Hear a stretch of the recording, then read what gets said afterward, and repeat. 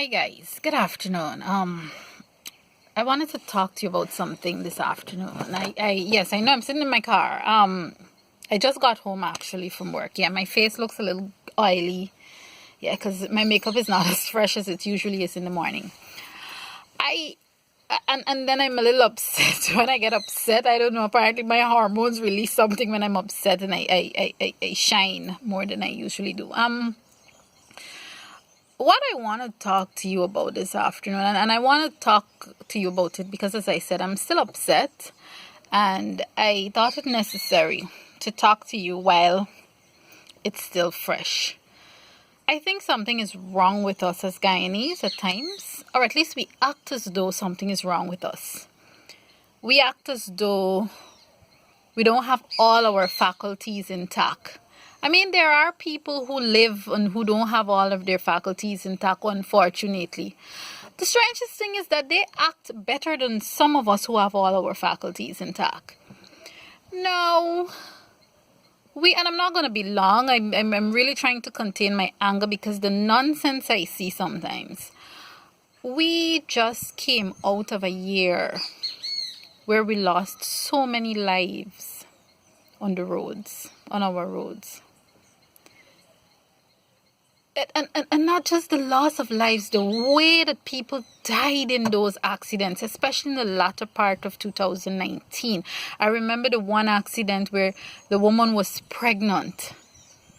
And then another one, a woman's hand came clean off. And clean off, I said off, because as I said, I'm upset.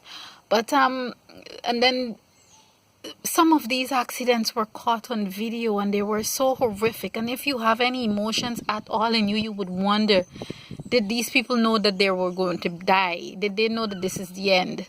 Did the drivers who caused these accidents understand that they could have stopped it and these people could have been alive? I know some people talk about fate and destiny, see destiny to go that way. But I think it's just irresponsible. And as I said, something is wrong with us Guyanese. I had the full experience thank God. God is good. You imagine driving on a lane that is on a road that is fit for one lane, very tiny. And those of you, especially, and I like to specifically mention those of you overseas when I do these videos, because I know some of you tune into YouTube to see what's happening and hear. I've heard stories where people say, some people who live overseas, they're born in Guyana, yes, and they live overseas now, who said they're afraid to drive on our roads in Guyana. I think you're just afraid to drive everywhere. Mind you, I'm not saying Guyana is the only country where we have these horrific accidents. But oh my gosh, we're a small amount of people compared to some other countries, a handful of people. Imagine driving on a road. It doesn't have 1 and 2 lanes. It's one. It's only one thing you can do on this road, the size of this road. And a taxi. And this is another thing I'm going to talk about too. Some of them who drive these vehicles. And this is not me throwing shade or trying to bring anybody down, but these are the facts. Some of them, the vehicles that you people drive, you don't own it. You work for an owner. Somebody took their vehicle and put it in a taxi service or in a rental service to make money, and this is how you drive. It is not yours. Imagine he's driving, came up on my left side, almost trying to shove me off the road. Because I gotta say, shove me off the road, because if you swerve too hard, you're going to go off the road, and if you don't swerve at all, he's going to hit you. That's what would have happened just now. Of course, he missed me, so I pulled in the car and then I drove up.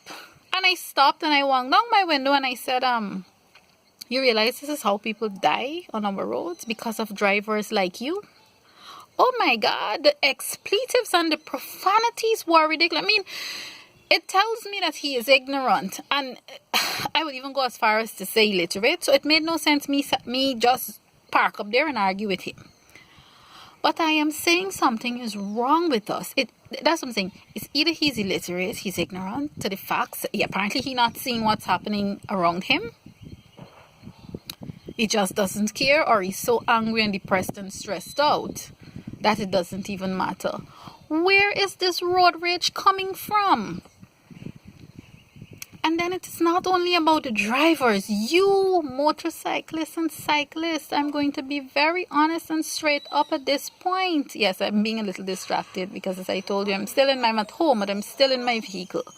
But you cyclists and motorcyclists, what is wrong with you?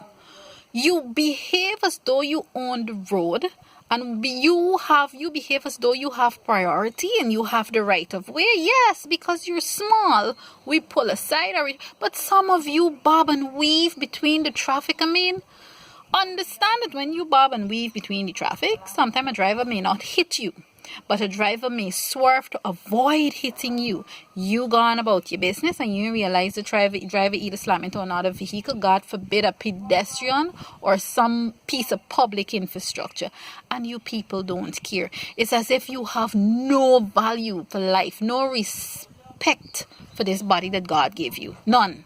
Absolutely none. God took his precious time. He gave you 10 fingers, 10 toes. Some people unfortunately born without it. For crying out loud, some of y'all got everything, all your senses and everything intact, and you behave like clowns on the road. And I'm saying I do not understand why we are seeing what as hard behavior under. I mean, everybody take chances now and again, and I notice I'm saying we here, and I'm saying us here. Because I'm a driver and things can happen. I am not saying I'm a perfect driver. There are no perfect drivers out there. But my problem is not with the drivers who are imperfect and will make honest. And it's unfortunate because we shouldn't be having mistakes on our roads. But it is called life. But I am talking about the drivers who indeed just don't give a damn about people's lives. Again, something is wrong with you. You have no respect for your own life. And obviously, if you don't have respect for your own life, I don't expect you to have respect for the lives of the people in your vehicle. Something is wrong with us as a people. And I mean, this is just me adding my voice to the thousands of people who have talked about this in the latter part of 2019. I think we already saw 2 deaths for the year.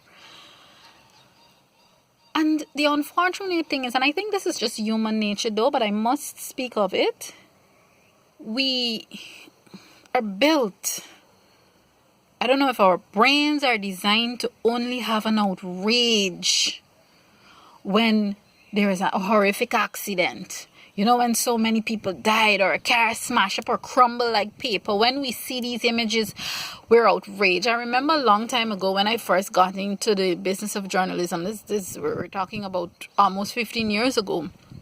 One of the things we learned in some of the workshops that we attended in the training, you know, facilitators would say to us, look, as journalists, whether newspaper, television, whatever, I mean, now we have, there's a challenge because you have social media, and anybody who has look at me, I'm just here with a phone. I'm not a practicing journalist. I mean, I'm a public relations officer now. I'm not a practicing journalist anymore, but here I am with a phone.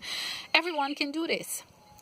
And what has happened back then when we were doing these little workshops and these training in journalism, they said to you, look, have respect for the dead and the injured. Don't put people's photos and videos of people's bodies on your newscast or carry it in your newspaper. Again, we have competition because some media houses may not be doing it, but you have social media doing it. And then there was the argument. I remember this one young lady, she worked at a certain newspaper back then, and the newspaper carried it.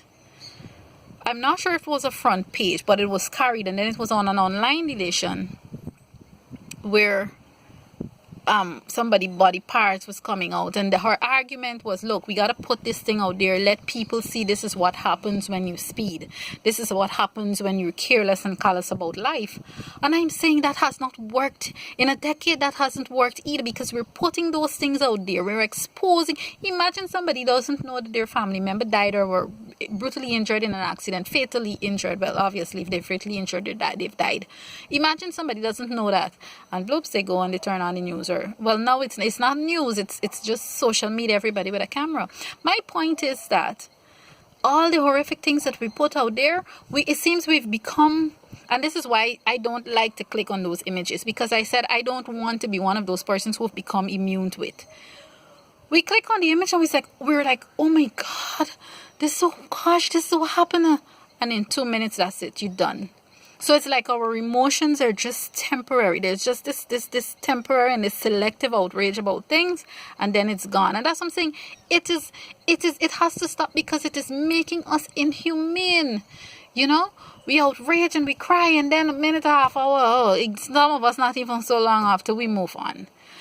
So I just want to take some time. But to those of us out there who don't have any sense, find some in 2020. It's not too late. Today is the 6th of January 2020. Well, it's almost the end of the 6th of January 2020. It's not too late to go down on your knees and beg God for some common sense.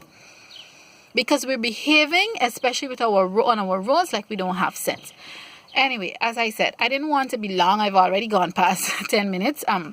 I just wanted to talk to you about that because I was very upset. And again, cyclists and motorcyclists, come on, stop taking your lives for granted. And then the saddest thing about it, if you bob and weave in front of a driver, you know, when you are on, God forbid, you're either dead and gone or you're injured, who you think getting into the trouble? The driver. Nothing can happen to you. Well, whatever happened already happened. But you leave the driver with a whole lot of problems. And at the end of the day, yes, the driver may have hit you, but the driver was not wrong.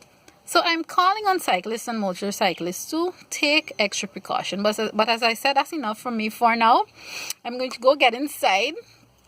I think the next item on my agenda for today is to make my dinner. So I will go and get that done, and I will talk to you guys whenever my next blog is. Initially, I said I would have given you something maybe once a week, but I don't want to do that, because things are going to come up, and as I see fit, as I see any, because and for those of you who've been messaging me and commenting and saying how appreciative you are, I appreciate that you appreciate this.